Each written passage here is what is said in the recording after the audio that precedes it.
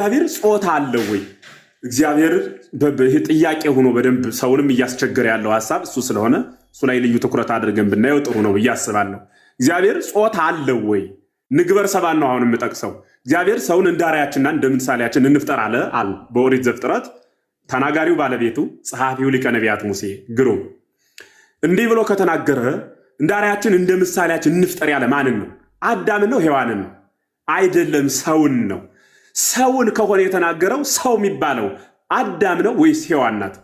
እንደ አርአያችን እንደ ምሳሌያችን ብሏልና ለአዳም ብቻ ስለተናገረለት የአዳም ጾታ የእግዚአብሔር ጾታ ነው ወይም የእግዚአብሔር ጾታ የአዳም ጾታ ነው ብሎ የሚናገር ሰው ካለ ሔዋንም በጾታዋ ተገልጻ የተፈጠረች ፍጥረት ናት ወይም ከአዳም ጎን የወጣች ፍጥረት ናት።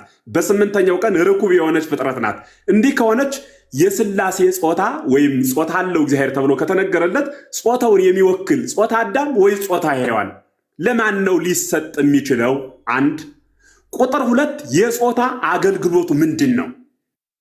ለማንኛውም ፍጥረት የተሰጠው ጾታ በአንደኝነት ብቻ የማይኖር ሁለተኝነትን የሚተካ አኮ አሃዱ አንድ ብቻ ስለማይሆን ወይ ከውን ካላአ ሁለተኛን ስለሚሆን እርባታ ስላለበት የመራቢያ አካል ተሰጠው ማለት ነው። ለእያንዳንዱ ፍጥረት የመራቢያ አካል ኑሮት ሁለተኝነትን ገንዘብ ያላደረገ የለም፣ ያደረገ የለም። ይሄ ማለት ምን ማለት ነው? መላእክት ሁለተኛ አካል ኑሮት ያልተራባ ፍጥረት የለም። አንድ ጾታ ሳይኖረው የተራባ ፍጥረትም የለም እያልሁ ያለሁት መላእክት ጾታ የላቸውም ምንላቸው አያገቡም፣ አይጋቡም፣ አይዋለዱም። የጾታ አገልግሎቱ ዘርን መተካት ከሆነ በነገረ መላእክት ይህ አስተምህሮ ከንቱ ይሆናል ማለት ነው። የሰው ልጅ አስተምህሮ በሰው ላይ የሚተረጎመው ለመላእክት ሲታደል በመላእክት ዘንድ ያ ስለሌለ ትክ የለም ማለት ነው። ድንጋይ አይራባም፣ እንጨት ይህ የማይራባው አካል እንጨት የሚራባ በፍሬ ነው፣ ራሱን የቻለ ሌላ ህልውና አለው። ዳሩ ግን የጾታ መገለጫ ሆኖ የተቀመጠለት ፍጥረት አይደለም። ለሰው ለእንስሳት ጾታዊ መራቢያ ወይም ጾታዊ ስመ ስያሜ የተሰጣቸው የሚራባ ስለሆነ ነው። ለአብ ለወልድ ለመንፈስ ቅዱስ ጾታዊ መገለጫ ካላቸው ይራባሉ ወይ? ሎቱ ስብሐት ምስጋና ይድረሰውና አብ ወልድን የወለደበት በመራቢያ አካል ነው ወይ? ወልድ ከአብ የተወለደበት ያን የመራቢያ ህልውና ይዞ ነው ወይ? አብ ወልድን የወለደበት የመራቢያ ህልውና በዚያ በኩል ከሆነ ወልድ ከአብ ሲወለድ አብ ወልድን የወለደበት የመራቢያ አካል እርሱ ጋርም አለ ካለ ወልድ ለምን አልወለደም? አንድ ሁለተኛ አምላክን በመራቢያ አካል የሚወልድ ከሆነ ሌላ አምላክ ያልበዛ ብዥ ያልሆነ ለምንድን ነው? ሶስተኛ ራሱ አምላክ በህልውናው በመራቢያ ጾታዊ አካል ህልው ሆኖ የሚኖር ከሆነ ህልው የሆነበት ያ የሚወልድበት መዋለጃው ማን ነው? ማለቴ ጾታዊውን አካል የፈለገው ከማን ጋር ጾታዊ ህልውና ሊያደርግ ነው? ስለዚህ ከንቱ አስተምህሮ ነው ማለት ነው። ጾታ ለእግዚአብሔር አይነገርም። በነገራችን ላይ ይህንን ቃል በመናገሬ እጅጉን አፍራለሁ። ለምን ካላችሁኝ አንዳንድ ጊዜ እኔ እንኳን በእኔ ዘመን ጉባኤ ቤት ስናጠና አባቶቻችን ከህግ ውጭ የሆነውን አስተምህሮ ከህግ ውጭ ማለት መልዕልተ ህግ ከአእምሮ በላይ የሆነው የሚያስጨንቀውን ሐሳብ ይሄንን ተውት ለመንፈስ ቅዱስ ስጡት እየተባለ ሲታለፍ ብዙ ምስጢራትን አውቃለሁ።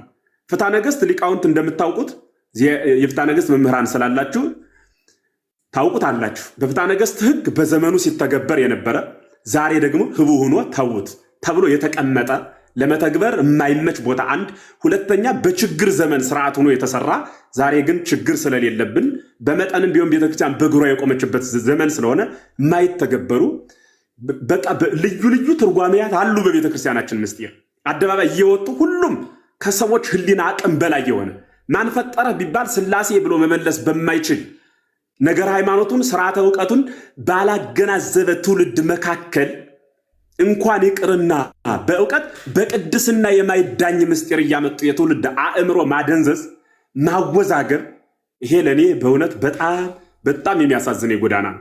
ምክንያቱም እኔ አባቴ የተናገሩት በጣም ትልቅ መምህር ናቸው። በቤተክርስቲያን ደረጃ አንዳንዴ ሰው በመጠኑ በክብሩ ልክ እያሰበ መናገር ካልጀመረ እንኳን ቤተክርስቲያን እኛ የምናምነው ምንድን ነው ካላችሁኝ ማንም ሊቅ የምንለካው በቤተክርስቲያን እንጂ በሊቅ ምትለካ ቤተክርስቲያን የለችንም። እኛ በአባቶቻችን ትምህርት፣ በአባቶቻችን ሃይማኖት፣ በአባቶቻችን ህልውና ነው የምናምነው። ታላቁ ሊቅ ቅዱስ ቄርሎስ በሃይማኖት አበው ምዕራፍ 7 ቁጥር 1 ጀምራችሁ ስታነቡት እንዲህ የሚል ቃል ተናግሯል። ንሕነሰ ንተሉ እምነተ አበዊነ ቅዱሳን ዘእንበለ ተወላውሎ። እኛ ግን ማንም ሊቅ፣ ማንም አዋቂ፣ ማንም ድንቅ ቢባል፣ ማንም ተርጓሚ፣ ማንም አመስጣሪ ቢባል የምናምነው የምንከተለው የጸናች የቀናች የአባቶቻችን ሃይማኖት ነው ይላል ሊቁ። የምናምነው የምንከተለው የጸናች የቀናች የአባቶቻችን ሃይማኖት ነው፣ ሌላ አይደለም። ወነአምን ከመ ወልድ ዋሂድ ዘተወልደ እምአብ፣ ከአብ የተወለደ በማይመረመር በማይነገር ምስጢር በተወለደ በአብ እናምናለን። የምናምነው ግን ማን በነገረን ነው አለ? አባቶቻችን በነገሩን በዚያ እናምናለን። ነሳ ስጋ ወኮነ ሰብአ፣ ስጋን ነሳ ሰውን ሆነ ተብሎ የወንድነት ግብር በራሱ ለወልድ ተቀጽሎ የተነገረለት በስጋ ተገልጾ ስናየው ነው። ከዚያ በፊት በወንድ ግብር አይገለጽም ወይ? ይነገራል። እና መጽሐፍ ምንን ይቻል? መሸከም አይችልም። መሸከም አይችልም ማለት ምን ማለት ነው? የእግዚአብሔር ጾታዊ ንግግሩን በምን ይገለጽ? በሴት ቢገለጽ እግዚአብሔር በወንድ አንቀጽ አይነገርለትም ወይ ብሎ የሚጠይቅ አካል ከመጣ፣ በወንድ ሲነገር በሴት አይነገርለትም ወይ ብሎ ሰው ከጠየቀ፣ የእግዚአብሔር ጾታዊ መገለጫው ይህ መልዕልተ ሕግ ነው። መልዕልተ ሕግ ከሕግ በላይ ማንም በቃላት በሐሳብ ሊዳኘው የሚችል አይደለም። ይሄ እግዚአብሔርን ጎትቶ፣ በነገራችን ላይ ዛሬ አንድ የለቀቁት ትምህርት አለ። ምንድነው የጻፍኩት ጽሑፍ አለ ፌስቡክ ድህረ ገጽም በዚህ በቲክታክ ድህረ ገጹም። ምን ማለት ነው? ህሉና እግዚአብሔርን በጾታ ቢሲ ወይም የእግዚአብሔርን አኗኗር በሰው ጾታ ጎትቶና አውርዶ እግዚአብሔር በጾታ ወንድ ነው ሴት ነው ብሎ ከፍሎ መናገር፣ ይህ በጣም ፍጹም፣ በእውነት በጣም ፍጹም ክህደት ነው። በእውነቱ ማስተዋል፣ ማየት፣ ማገናዘብ፣ መረዳት ያስፈልጋል። ይህ ካልሆነ የሚቀጥለው የቤተ ክርስቲያኗ ህልውናን የሚጋፋ አስተምህሮ ትውልድ እያመጣ በጨመረ ቁጥር የትውልድን አእምሮ ማወዛገብ ይመጣል። የኔ መልእክቴና ሐሳቤ ይህ ነው። ስለዚህ ጾታ እግዚአብሔር የሚባለው ለእግዚአብሔርነቱ የሚገለጽ ቅጽል ቋንቋ አይደለም፣ ለፍጥረት የተሰጠ ነው። ለእኔ የተሰጠኝ ለእግዚአብሔር እቀጽለዋለሁ እንዴ?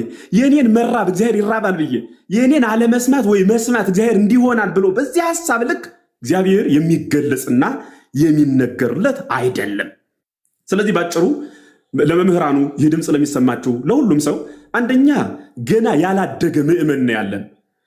ሕፃን የወለደች እናት ስለ ጡጦ ከጎረቤት ትማራለች እንጂ ስለ አጥንት አይደለም። ከጎረቤት አጥንት ለሕፃናት እንዴት ተቀቅሎ ይሰጣል ብላ አታጠናም። እኛም እንዴት ነው ይህን ምእመን ማሳደግ ማስተማር ያለብን?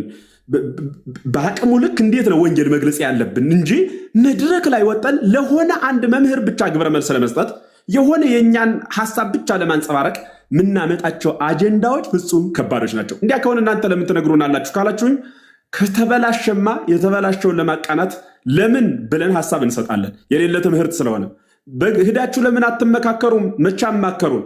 ሲናገሩት ካላማከሩን ስንናገረው አናማከራቸውም። አደባባይ ከተናገሩት አደባባይ ትምህርቱ ልክ አለመሆኑን እንገልጻለን። ይህ እኮ ሃይማኖት ነው። በነገራችን ላይ ታሪክ ቢሆን ታሪክና ወጥ እንደ ቤቱ ነው ይባላል፣ እንተው ነበረ። ይህ ምንድን ነውና ካላችሁ ሃይማኖት ነው። ሃይማኖት ማለት ደግሞ የምናምንበት ማለት ነው። በምናምንበት የምናምንበትን በሚያምነው ሕዝብ ፊት እንገልጻለን። ሐሳቡ ያህ ነው የቤተ ክርስቲያኑ አስተምህሮ። ስለዚህ ለእግዚአብሔር ጾታ የተናገረለት እግዚአብሔር በጾታ ወንድ ነው ብሎ የተናገረለት አንድም የለም እና መጽሐፍ ቅዱስ እግዚአብሔር በወንድ ይጠራዋል እንጂ። አዎ በዘመኑ ወንድና ሴትን በማይለይበት አንድ አድርጎ በሚጠራ ቋንቋ መጽሐፉ ስለተጻፈ፣ በሁለተኛ ደረጃ ምን የለየ ቋንቋ በራሱ ቢሆን ምን ተብሎ ይጻፍለታል? በእኛ በኢትዮጵያ ሴትና ወንድ ስለሚለይ እነ ቅዱስ ያሬድ አንተ አቡነ ወአንተ እምነ፣ አንተ እናታችን ነህ አንተ አባታችን ነህ እያለ እናትም አባትም እያደረገ ይናገርለታል። ሐዋርያቱን እግራቸውን አጠባቸው፣ ኮኖሙ አበ ወእመ እግረ አርዳኢሁ ሐጸበ፣ እናትም አባት መሆናቸው የደቀ መዛሙርቱን እግር አጠበ እየተባለ ይነገርለታል። ስለዚህ ለእግዚአብሔር ጾታዊ መገለጫ መናገር የማይገባ አስተምህሮ ነው። ማንም አባት በየትኛውም ዘመን ይህንን ሐሳብ መዝግበውት ጽፈውት ተናግረውት የማያውቁት ምስጢር ስለሆነ ማለት ነው የምፈልገው። ከዚያ ውጭ ግን እንደ የመጨረሻ ሐሳብ መናገር የምፈልገው አካላት እግዚአብሔር በራሱ ምንድን ነው? አካላት እግዚአብሔር በራሱ ምንድን ነው? አገላለጹ እንዴት ነው የሚለውን በደንብ መረዳትና በአቅም በቅድስና እያደጉ የሚከድበትን በእውቀት ምዳኝህ ነኝ ብሎ በዘመን እየመጡ ሐሳብን መዘርጋት ይህ ትክክል ሊሆን አይችልም። እኛ ወያአርፍ ነጽሮተ ኩሉ ነባበያን እውቀት ሁሉ ሄዶ የሚያርፍበት አምላክ ነው እንጂ ያለን እውቀት ሁሉ ሄዶ የሚገደብበት አምላክ አይደለም ያለን። ምን ያላወቅነው ነገር አለና እንዲህ ከሆነ ዘርዝረን መርምረን እንዲህ ነህ ብለን ተችተን በራሳችን አቅም የምናስቀምጠው ከሆነ ምኑን ነው እግዚአብሔር የሆነው? የጾታን አገልግሎት በራሱ እኮ መረዳት ያስፈልጋል።